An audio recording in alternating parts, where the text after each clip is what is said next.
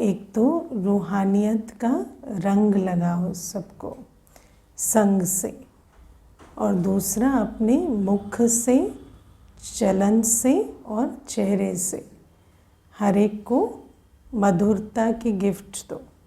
तो उससे क्या होगा कि आपस में संस्कार मिलन की रास होगी। और बाबा कहते हैं उसी से प्रत्यक्षता होगी, क्योंकि वैसे भी आज दुनिया में ये सोचते हैं कि आपस में इकट्ठे प्यार से नहीं रह सकते, है ना। लेकिन अगर देखो खून के रिश्ते होते हैं तो फिर भी रह जाते, लेकिन आप सोचो अगर अलौकिक परिवार जहाँ कोई खून का रिश्ता नहीं, वहाँ जब देखते हैं इतने प्यार से चल रहे हैं, तो फिर सोच में आता है कि सच में कुछ तो इनके अंदर है या ईश्वरीय ताकत है।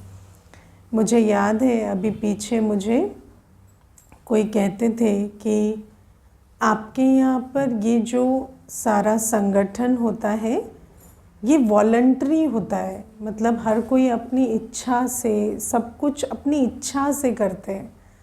तो मैंने कहा हाँ, तो कहते मतलब सच में सब कुछ अपनी इच्छा से करते हैं। ये जो सेवाएं हो रही है, ये भोजन बन रहा है, ये तो ये बहनें 4-4 घंटे इच्छा से मेहनत कर रही हैं। तो मैंने कहा हाँ, तो कहते हैं ऐसा हमने कहीं नहीं देखा, ऐसे वॉलंटरी कोई सब कुछ करे, तन मन धन जीवन लगा दे वॉलंटरीली, ये बहुत मुश्किल है।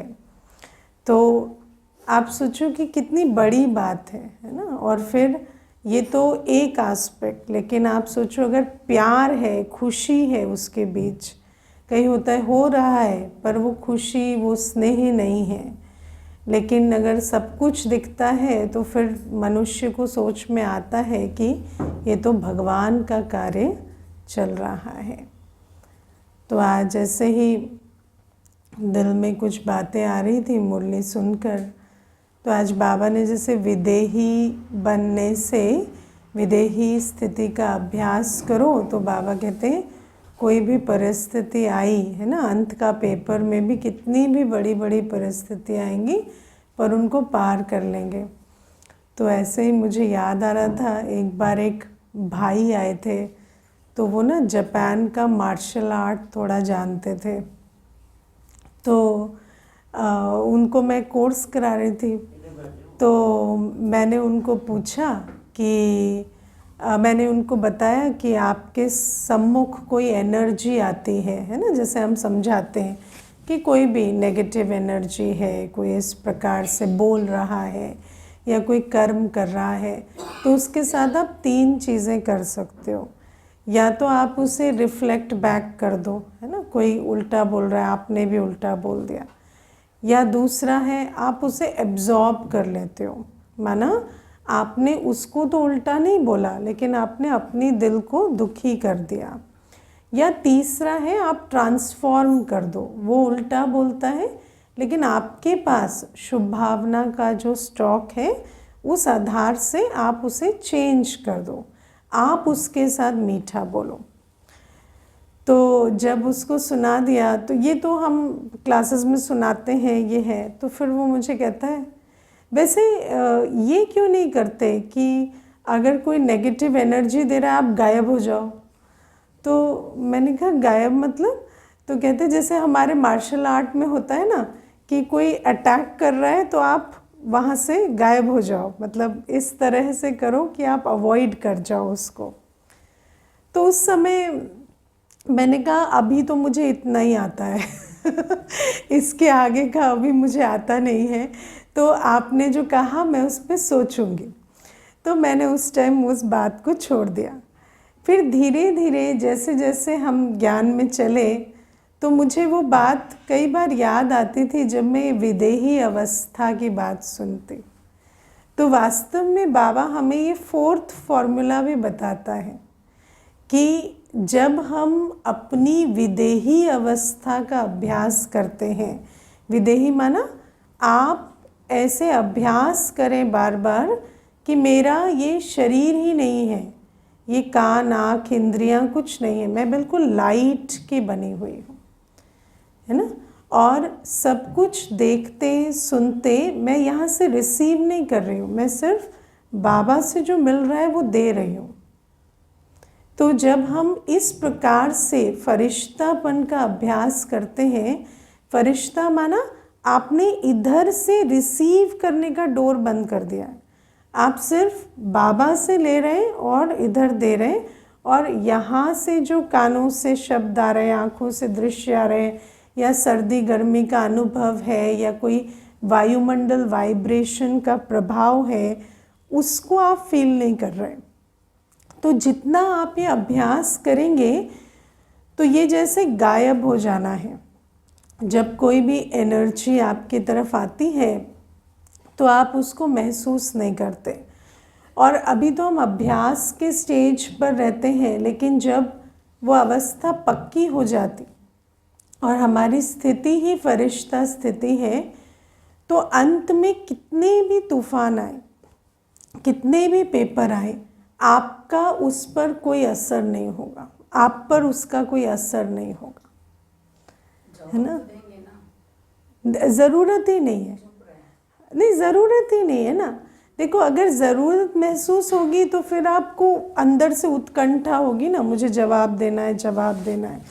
लेकिन जब आप ये समझ जाते हो कि मैं आपको एक छोटी सी इसमें बात बताऊँ, मेरा ये निजी अनुभव है कि आप छोटी बातों में तब फंसते हैं जब आपका बड़ा लक्ष्य नहीं होता, है ना। आप तभी छोटी बातों में फंसते। अगर आपको अपना बड़ा लक्ष्य समझ में आ गया है ना कि मुझे तो अभी फरिश्ता बन विश्व सेवा करनी है, तो मुझे इन बातों में नहीं जाना। क्या फ़र्क पड़ता है, किसी ने कुछ कह दिया, उसको अच्छा लगा कहकर, उसने आपको दो कड़वी बातें कही, उसने अपनी ईगो बूस्ट की, आपका क्या चला गया आप तो आप ही रहे ना, क्या फ़र्क पड़ता है उससे।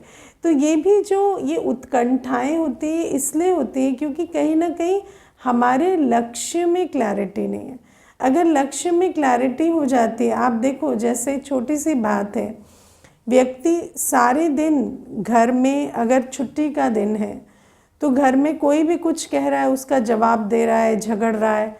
लेकिन किसी दिन उसको ऑफिस जाना है तो वो अपना पैक कर रहा है सामान और अपना बैग तैयार कर रहा है, उस समय उसको कोई कुछ भी कहता है ना, उसको सुनता ही नहीं है, वो अपना ऑफिस चल पड़ता है, क्योंकि उसको पता है अभी मैंने वहाँ जाना है, मेरे को इस बात से कोई मतलब नहीं है।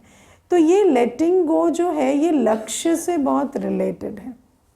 तो बाबा इसीलिए हमें कहते हैं कि इतना अभ्यास करो फरिश्तेपन की स्थिति का, कि और फरिश्ता क्यों बनना है, क्योंकि अंत में हम जो सेवा करेंगे वो वाणी से नहीं होगी, कोई संबंध संपर्क से नहीं होगी, वो हमारी लाइट स्थिति से होगी जिसके वाइब्रेशंस दूर दूर तक जाएंगे।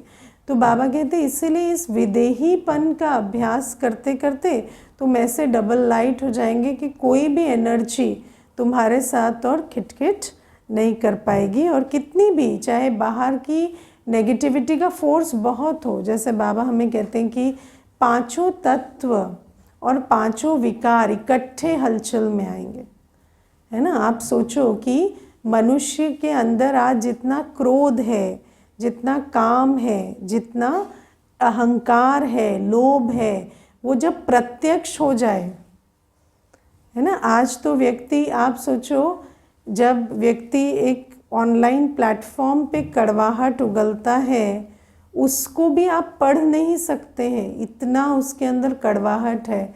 लेकिन अभी तो वो पर्दे के पीछे है, वो कड़वाहट अगर सामने आने लगे तो वो विश्व का क्या हाल होगा। और हम तो धीरे धीरे पर्दे की आड़ में, जो पहले तो एक सामाजिक मर्यादा होती थी कि आप ये कह नहीं सकते, आप इस प्रकार से व्यवहार नहीं कर सकते, तो व्यक्ति जो है वो अपने संस्कारों को कम से कम कर्म में नहीं लाता था ना, अंदर ही अंदर वो जैसे तैसे वो उसी लिमिट में रहते थे।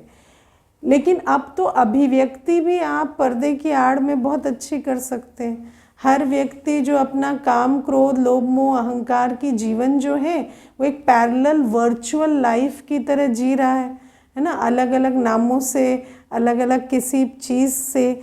तो ये जो सारी चीज़ें चल रही हैं, इनका जब प्रत्यक्ष आप सोसाइटी में वो चीज़ देखेंगे, उसका प्रैक्टिकल मैनिफेस्टेशन, तो कितना भयावह होगा, है कितना भयावह होगा। देखो हम कई बार ना अभी मैं आपको बोलूँगी भी तो ना कुछ बातें बोलने में अच्छी नहीं लगती, लेकिन फिर भी बोल दूँगी, है ना। एक कन्या आती थी, उसने मुझे कहा कि ऑनलाइन प्लेटफॉर्म, बहुत अच्छे घर की कन्या, है ना, संभ्रांत परिवार की, अच्छे घर की कन्या, लेकिन संग का रंग ऐसा लगता है। तो ऑनलाइन प्लेटफॉर्म पर वो डांस करते हैं ऑनलाइन, तो कुछ घंटे रात को डांस चलता है और उस डांस के उनको पैसे मिलते हैं। और मुझे वो जब कह रही थी तो मैंने उसको कहा, आप विचार करते हो तो आपको ये बात ठीक लगती है? तो कहते हाँ, इसमें तो कोई बुराई नहीं है ना, वो तो आर्ट ही है, वो तो आप सोचो कि लाइंस कितनी ब्लर हो गई हैं। तो मैंने उसको बहुत तरीक़ों से समझाने की कोशिश की कि ये ठीक नहीं है, या यहाँ पर वो मर्यादा की लाइन, वो भी हम तो ईश्वरीय मर्यादा भी नहीं कह रहे, एक सामाजिक मर्यादा की भी लाइन क्रॉस हो रही है। मैंने उसको बहुत समझाने की कोशिश की, लेकिन वो मुझे कहती, आप लोगों को ना थोड़ा आइडिया नहीं है, आजकल ये सब चलता है, आजकल ये होता है, मेरे तो सारे फ्रेंड्स करते हैं, तो तुम एंड उसमें क्या है, आप अपना आर्ट सेल कर रहे हैं, जैसे कोई भी आर्ट होता है, पेंटिंग कोई करता है, ऐसा करता है। तो मैंने उसको कहा, आर्ट और बॉडी में फ़र्क होता है। When you sell an art and you sell your body, it's different. तो बोले, no, I'm not selling my body, I'm just selling the dance. तो फिर मुझे समझ में आया कि ये अभी उस फ्रेम ऑफ माइंड में नहीं है। तो मैंने उसको फिर सोचा कि चलो ठीक है, पहले ज्ञान समझे, फिर धीरे धीरे बुद्धि का ताला शायद खुलेगा। लेकिन संग का रंग इतना प्रभावशाली था कि धीरे धीरे वो उस तरफ चली गई और नहीं आई। जैसे आप कहते हैं कर्म, अगर कोई गलत कर्म भी हो बट फीलिंग ठीक हो इंसान की, हाँ, तो अगर उनको एक्चुअली फील हो रहा है कि वो नहीं, कर्म पहले है। देखो, अगर कर्म ही गलत है तो इंटेंशन की कोई वैल्यू नहीं है। जैसे आई कैन नॉट से I killed with good intention, नहीं, कर्म अगर गलत है तो फीलिंग, इंटेंशन चेक नहीं की जाती। कर्म सही है तो फिर इंटेंशन भी चेक करनी पड़ती है कि इंटेंशन भी सही है या नहीं, क्योंकि कई बार कर्म अच्छा है पर इंटेंशन बिगड़ी हुई है तो उसमें गड़बड़ आती है ना। जैसे कि मनुष्य दान पुण्य कर रहा है, लेकिन इंटेंशन क्या है, मुझे वापस मिले, मुझे उससे उन्नति हो, तो स्वार्थवश कर रहा है, तो उसमें उसका जमा का खाता नहीं बनेगा, है ना। तो ये बातें हैं। तो आप सोचो कि आज मनुष्य का क्या हाल है। तो जब ये काम क्रोध, ये काम विकार की भी जो बात मैं आपको इतनी स्पष्ट मैंने सुना दी, तो ये काम क्रोध लोभ मोह अहंकार की भी जो अग्नि है संसार में, जो इस प्रकार से अंदर चल रही है और जिसको हम जानते भी नहीं, क्योंकि हम सोशल मीडिया पर अननोन लोगों के साथ उस अभिव्यक्ति में आते हैं और हमें लगता है कि वो हमारी पैरेलल लाइफ है और उसका इससे कोई लेना देना नहीं है। लेकिन लाइफ तो एक ही है और आप एक ही आत्मा है, और वही आत्मा तो संस्कार बना रही है। तो ये सारे संस्कार कल प्रैक्टिकल व्यक्त होंगे संसार में। आप विचार करो, और तब क्या हाल होगा जब पांचों विकार और प्रकृति के पांचों तत्व इकट्ठे आपके इन द फेस, वो उनका प्रकोप आएगा। तो बाबा कहते हैं विदेहीपन का अभ्यास बहुत करो, कि मुझे किसी की एनर्जी से उसको ट्रांसफॉर्म करने में भी मुझे नहीं जाना, मुझे किसी के बारे में सोचना ही नहीं है। वो अपना खेल चलता रहे, मैं अपने बाबा के साथ फरिश्ता स्थिति में अपना पाठ बजाते रहूं। तो ये चीज़ है। फिर आज ऐसे ही कुछ अनुभव ही सुना देती हूँ। कल एक माता से मेरी बात हो रही थी, तो वो मुझे बहुत अच्छी बात कह रही थी। कहती कि मेरे को कोई एक समस्या है ना, कोई शरीर में कोई व्याधि है। तो मुझे कहती कि ड्रामा क्या हमेशा ऐसे ही रिपीट होगा और हमेशा मुझे 5000 वर्ष बाद यही बीमारी होगी, क्योंकि मुझे नहीं चाहिए ये बीमारी हर 5000 वर्ष के बाद। तो मैंने उनको कहा ये बात अभी छोड़ देते हैं, ठीक है, आपकी बीमारी या आप क्या चाहते हैं या 5000 वर्ष बाद रिपीट हो गया नहीं। मैं आपको 2 प्रश्न पूछती हूँ, उसका उत्तर देना। तो कहते हाँ ठीक है। तो मैंने कहा आपकी लाइफ परफेक्ट है? तो कहती नहीं। तो मैंने कहा अगर आप परफेक्शन को थोड़ा साइड में रख दो तो क्या लाइफ गुड इनफ है, मतलब अच्छी है जीवन? तो कहते हाँ वैसे जीवन अच्छी है। तो मैंने कहा देखो, ये जो जीवन आपने कहा मेरी अच्छी है, ये जीवन, ये बहुत बड़ी बात है कि एक्चुअली आपका एक्सपीरियंस क्या है कि मेरी लाइफ अच्छी है। लेकिन ये जो परफेक्शन का आइडिया है ना हमारे अंदर कि ऐसी होनी चाहिए, ऐसी नहीं है, तो हमारे जीवन का जो सारा दुख है वो जीवन की वजह से नहीं है, क्योंकि एज इट इज़ लाइफ तो ठीक है। लेकिन ये जो परफेक्शन का आइडिया है ये हमें दुखी करता है। हमें लगता है कि ये ऐसी होनी चाहिए और ऐसी नहीं है। तो हमें बाबा जो ज्ञान देता है, तो बाबा ने हमें ज्ञान में आदि मध्य अंत का ज्ञान ये समझाया कि सतयुग में परफेक्शन होती है, उसके बाद घटते घटते घटते हम अभी कलयुग में हैं। अभी परफेक्शन का कोई मतलब ही नहीं है, this can not be perfect. तो गिवन दैट नॉलेज, अगर आप अपनी जीवन को देखो कि परफेक्ट नहीं हो सकती, पर जो है वो कैसी है, तो वो बहुत अच्छी है। और मैंने कहा आपको क्या तकलीफ है? एक शरीर में इतनी प्रॉब्लम है तो इतना तो होगा ना इतना भी नहीं होगा तो कलयुग का क्या मान रहेगा कलयुग की भी तो कुछ इज्जत रखनी है कि नहीं? तो इतना तो होगा। तो अगर आप परफेक्शन का आइडिया साइड में रख दो तो you have a good life, and आप इस लाइफ को बार बार चाहेंगे। 5000 वर्ष बाद ये फिर रिपीट हो, ये बहुत अच्छी बात है। और बाबा हमें कहते हैं कि ड्रामा इतना अच्छा बना हुआ है, कल्याणकारी है, कि इसके हूबहू रिपीट होने में हमें बहुत खुशी होनी चाहिए। अगर आप रियली अप्रिशिएट करें कि आपके पास आज क्या है, तो और स्पेशली कि हमें बाबा मिलता है, हमें बुद्धि मिलती है, हमें बाबा का साथ और हाथ मिलता है, तो इससे बड़ी कोई बात नहीं है। तो जब हम ये सोचते हैं ना, तो हमें बहुत खुशी होती है कि ये ड्रामा मेरा 5000 वर्ष बाद फिर से रिपीट होगा। और इस आइडिया को, ये जो परफेक्शन के आइडिया को, इसको हमें बिल्कुल साइड कर देना चाहिए आप, क्योंकि बाबा ने ज्ञान के अनुसार हमें बताया कलयुग है और ऐसा नहीं हो सकता। मैं आपको इसमें एक बात भी बताती हूँ। एक बार ना एक एक्सपेरिमेंट हुआ था एक कॉरपोरेट में। तो उसमें क्या किया उन्होंने कि हर एक एम्प्लॉय को बोला कि आप अपनी प्रॉब्लम लिखकर चिटकी में और डाल दो बॉक्स में। तो सबने डाल दी अपनी अपनी प्रॉब्लम लिख के। फिर हर एक को बोला अब आप पढ़ पढ़ के चिटकियाँ कोई भी प्रॉब्लम चूज़ कर लो, एक्सचेंज कर लो। जैसे आपको एक भगवान से एक ऑफ़र मिली है कि आप अपनी प्रॉब्लम को दूसरे की प्रॉब्लम से एक्सचेंज कर सकते हैं। तो एक्सपेरिमेंट के एंड में ये मिला कि सबने अपनी अपनी प्रॉब्लम चुनी थी।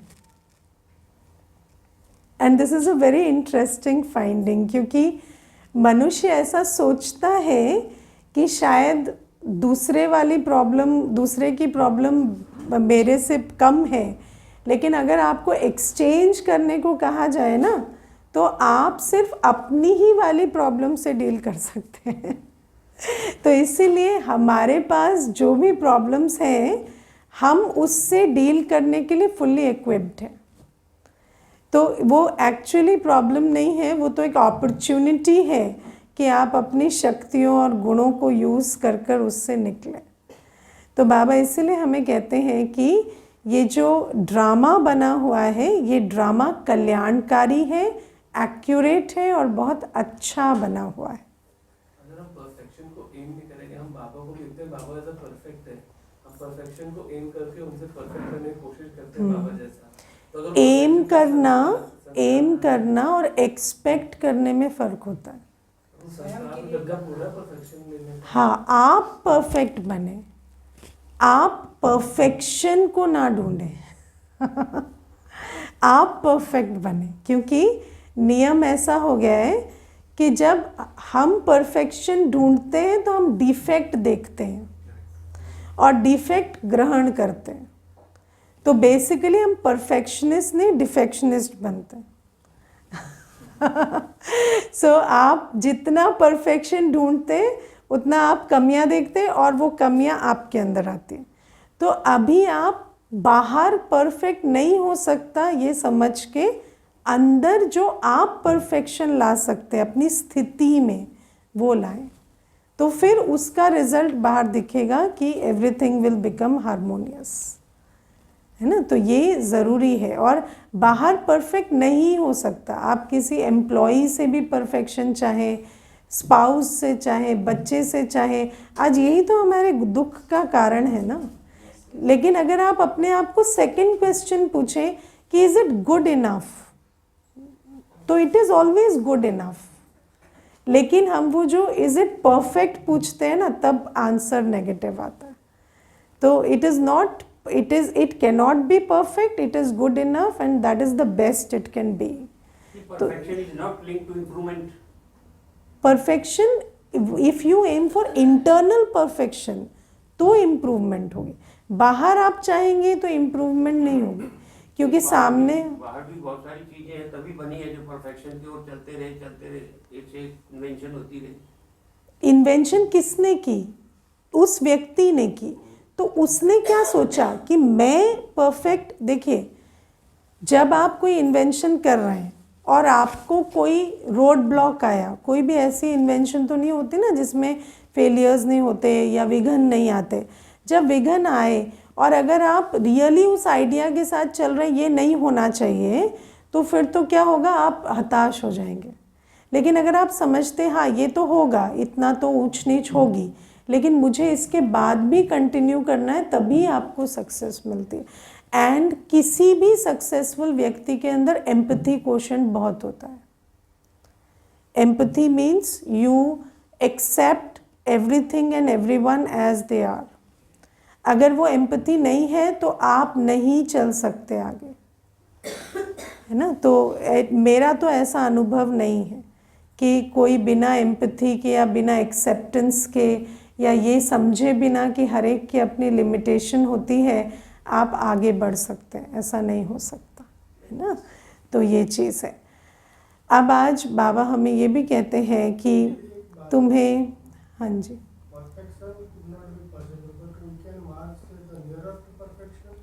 नहीं, you can have perfection also, but it will be inside out, not outside in. Perfection not in the form of expectation, but जो अपने अंदर आप गुणवत्ता लाएंगे तो बाहर उसका असर होगा। जैसे बाबा ने आज भी कहा ना, संग का रंग लगेगा। तो आप जितना, आप पहले रूहानी रंग तो लगाएं। आज बाबा ने रूहानियत का रंग कहा ना, होली का दिन है, सभी आज होली के दिवस पर बैठे हैं, तो बाबा कहते हैं अब हमें रूहानियत का रंग सबको लगाना है अपने संग से, है ना। तो क्या होता है रूहानियत का रंग? तो रूहानी ज्ञान, रूहानी स्नेह, रूहानियत माना प्योरिटी, रूहानियत माना शुभ भावना, शुभकामना। तो बाबा कहते पहले तो हमें ये रंग बाबा से लगाना पड़ेगा, स्वयं को ना। पहले हम सर्व संबंध बाबा से रखेंगे तो हमें ये रंग लगेगा। बाबा हमें कैसे देखता है? अच्छा, आप लोगों को बड़ा परफेक्शनिस्ट होना है। बाबा अगर परफेक्शन ढूंढता ना, हम में से कोई यहाँ नहीं होता। ठीक है ना, सब बाहर रिजेक्टेड वाले लिस्ट में होते हैं। तो हमें बाबा कैसे देखता है कि जो हैं जैसे हैं बहुत अच्छे हैं, और बाबा हमें कितने अनकंडीशनली एक्सेप्ट करता है, कितना रिगार्ड और रिस्पेक्ट देता है। आप सोचो, बाबा हमें नमस्ते करता है, अगर टेक्निकली देखा जाए तो हमारा नमस्ते बनता नहीं लेकिन बाबा हमें नमस्ते करता है ना बाबा क्यों नमस्ते करता है? क्योंकि वो बाबा का संस्कार है। तो जब बाबा हमें नमस्ते करता है तो हमें भी तो अंदर आता है ना कि हम नमस्ते लायक बने, हम ऐसा बने कि हम लाज रख सके भगवान की, है ना। कि जब हमें कोई देखे और कहे कि भगवान इनको नमस्ते करता है तो बहुत खराब ना लगे सुनने में, है ना। तो ऐसा बाबा कहते हैं जैसे मैं तुम्हें अपने संग का रंग लगाता हूँ, और संग का रंग तो लगता है ना। आप सोचो, दृष्टि से सृष्टि कितना बड़ा सत्य है ना। आप अगर बाबा की दृष्टि से अपनी सृष्टि को बदल पा रहे हैं तो क्या आपकी दृष्टि से दूसरे की सृष्टि नहीं बदलेगी, है ना। और दूसरी बात, जैसे अभी विदेही अवस्था की भी बात हो रही थी, अगर आप अपनी दृष्टि में, अपनी अवेयरनेस में अपनी बॉडी को नहीं रखेंगे ना, तो एनवायरनमेंट भी आपकी बॉडी से इंटरेक्ट नहीं करेगा। अगर आपकी अवेयरनेस में, आप इसको बहुत छोटे छोटे लेवल पे एक्सपेरिमेंट करना।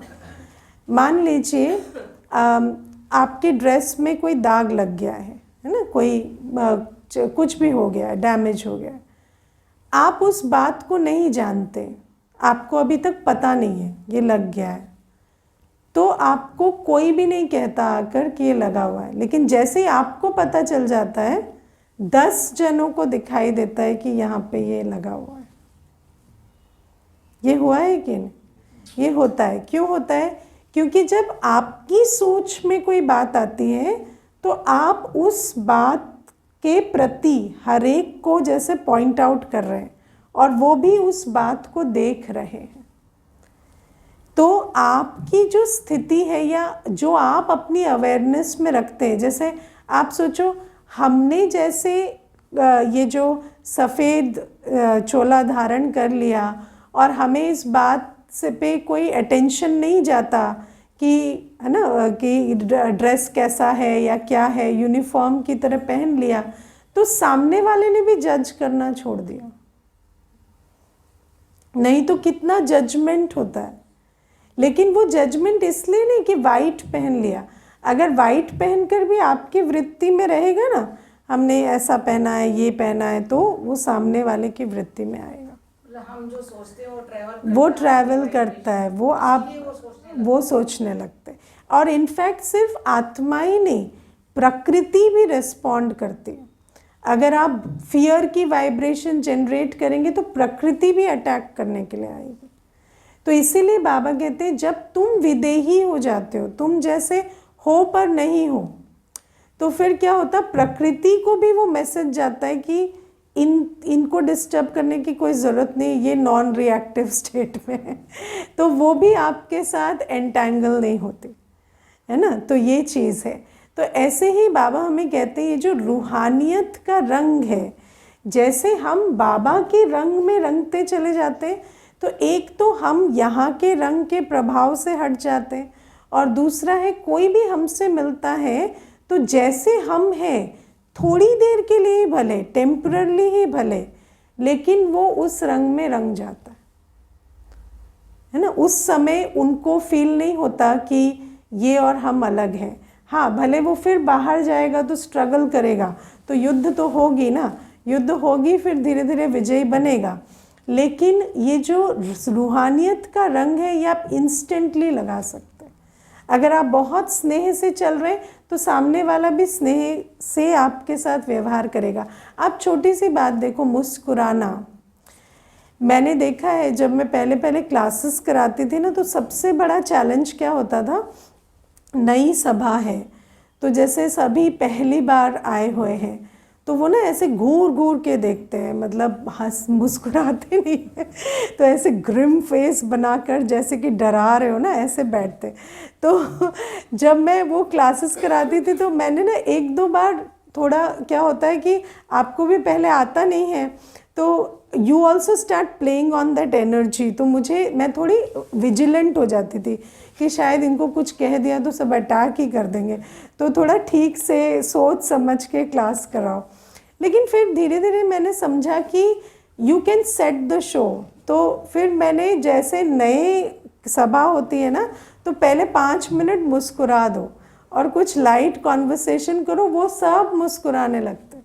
और उसके बाद आप उनको कोई भी बात बहुत सहज सुना सकते हैं, बहुत अच्छे से, जो दिल से बात आए, आपको इतना दिमाग से काम नहीं लेना पड़ता। तो ये चीज़ें हमने देखा कि रूहानियत का रंग तो बहुत जल्दी लग जाता है, लेकिन उसके लिए पहले आपकी स्थिति अच्छी होनी चाहिए, क्योंकि जब हम भी एमेच्योर होते हैं तो अपनी स्थिति इतनी अच्छी नहीं होती तो दूसरे पर भी नहीं लगा पाते। तो ये बात है। फिर बाबा हमें कहते हैं कि एक तो रूहानियत का रंग लगाओ और फिर मधुरता, क्योंकि आपके दिल में क्या है ना, वो ऐसे सबको दिखाई नहीं देता। तो ठीक है, वाइब्रेशन है, सब है, लेकिन अपने चलन को, वाणी को, चेहरे को मधुरता संपन्न भी रखो, है ना, क्योंकि मधुरता इज़ वेरी इम्पॉर्टेंट। मैंने एक बार ना, एक माता मुझे बहुत अच्छी बात कहती थी, कहती देखो दीदी, मेरी बहन है, वो मेरे बच्चों को गलत बातें सिखाती है लेकिन वो बहुत मीठी है, इतना मीठा बोलती है कि मेरे बच्चे वो जो कहती है करते हैं। और मैं माँ हूँ, मैं उनका अच्छा चाहती हूँ, लेकिन वो मेरी बात नहीं सुनते, है ना। तो मैंने उनको कहा, तो आपके तो प्रश्न में ही उसका उत्तर है जब आप समझ पा रहे हैं कि मधुरता वर्क्स तो आप वो करो ना, आप भी मीठे रहो। तो कहते वो मेरे से होता नहीं है। तो मैंने कहा फिर तो बहन जीतेगी ना, फिर तो कुछ नहीं कर सकते, फिर तो वो जीतेगी, वो तो खेल ही ठीक खेल रही है। तो ये जो चीज़ें हैं, ये समझने की बातें हैं कि वाइब्रेशन तो हमारी हो रूहानियत की, लेकिन साथ में मधुरता इज़ वेरी इम्पोर्टेंट। आप कोई भी बात, और मैंने धीरे धीरे मधुरता का इम्पोर्टेंस सीखा, क्योंकि बाबा हमें कहता है कि जैसे कोई कड़वी गोली भी, जो क्या कहते हैं, कड़वा कॉन्कॉक्शन भी होता है, उसको सिरप में पिला देते हैं, है ना। मेडिसिन कैसे दी जाती है, सिरप में घोलकर वो कड़वी चीज़ दे देते हैं, तो आप उसको डाइजेस्ट कर जाते हैं। या बाबा भी हमें कहते हैं कि सैक्रीन जैसे होती है ना, थोड़ी सी होती है, बहुत मीठी होती है, तो थोड़ी सी सैक्रीन के साथ हर चीज़ हर एक को देनी है। सत्य भी बताना है तो मधुरता के साथ बताना है। तो ये जो मधुरता का गुण है, जब हम रूहानियत के साथ मधुरता को लाते हैं, क्योंकि कई बार आप किसी को रतन तो दे रहे हैं, लेकिन रतन फेंक के मारेंगे तो चोट ही लगेगी ना। दे तो हीरा रहे हैं, लेकिन जब तक वो डिस्कवर करेगा कि हीरा है, तब तक तो घायल होके आपको, है ना, दुआओं का ऑपोजिट दे चुका होगा।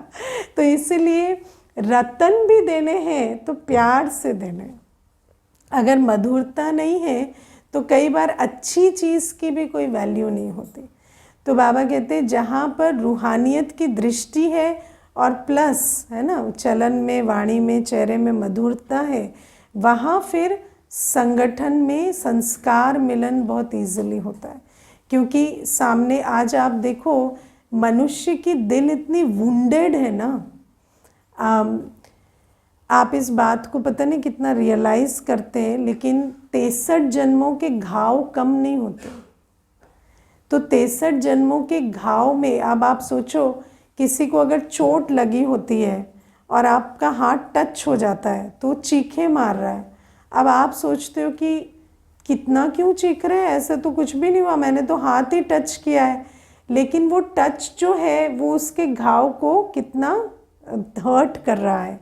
तो ऐसे ही आज क्या है, हम चलते फिरते कोई बोलते हैं, साधारण ही बोल रहे हैं, ऐसे कोई अपशब्द भी नहीं कह रहे या कुछ स्ट्रिक्टली कह रहे हैं या वैसे कह रहे हैं, तो हमें तो लगता है हमने तो ऐसा कुछ कड़वा नहीं बोल दिया या हमने तो ऐसी कोई उल्टी बात नहीं कर दी, लेकिन सामने वाला बहुत घायल होकर घूम रहा है उस बात से। क्यों? क्योंकि वो ऑलरेडी वुंडेड है, और ऑलरेडी वुंडेड के साथ हमें केयरफुल होना होता है ना। तो ये जो ऑलरेडी वुंडेड है ये दिखेंगे नहीं वुंडेड, लेकिन आपको ज्ञान से समझना है कि हर एक घायल आत्मा है। और इसीलिए जितना आप मधुरता से और रूहानियत की दृष्टि वृत्ति से चलेंगे, उतना आपस में संस्कारों का मिलन हो जाता है और संगठन में संस्कार मिलाकर चलते हैं। और आप सरप्राइज्ड होंगे दुनिया में देखकर, क्योंकि आजकल लोग सोचते हैं कि व्यक्ति उसके पास रहता है जो पैसे देता है या जो वैसे मतलब कोई फैसिलिटीज़ देते हैं, लेकिन आप सरप्राइज्ड होंगे कि सबसे बड़े बड़े संगठन मधुरता के आधार से बनते हैं।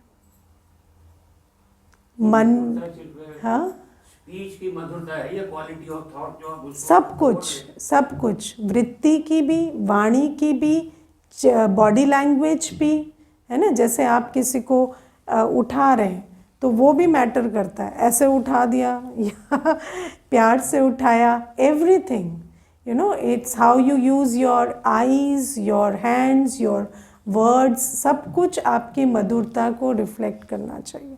और जब आप उस प्रकार से चलते हैं तो आप देखिए, किसी को आप धन से अपना बनाएंगे ना, उसको कोई और ज़्यादा धन देगा, वो वहाँ चला जाएगा, है ना। किसी को आप पावर से अपना बनाएंगे, कोई ज़्यादा पावरफुल होगा, वो उसको खींच लेगा। लेकिन जो संगठन मधुरता के आधार से बनता है, दिल जीत कर बनता है, उसको कोई तोड़ नहीं सकता। तो बाबा इसीलिए कहते हैं कि जब इस प्रकार से हम चलते हैं और जो संस्कार मिलन की रास दिखाई देती है ना, उससे मनुष्य को ये सोच चलेगी कि सचमुच कुछ तो मैजिकल यहाँ हो रहा है कि इतने प्यार से और ऐसे ये चल रहे हैं।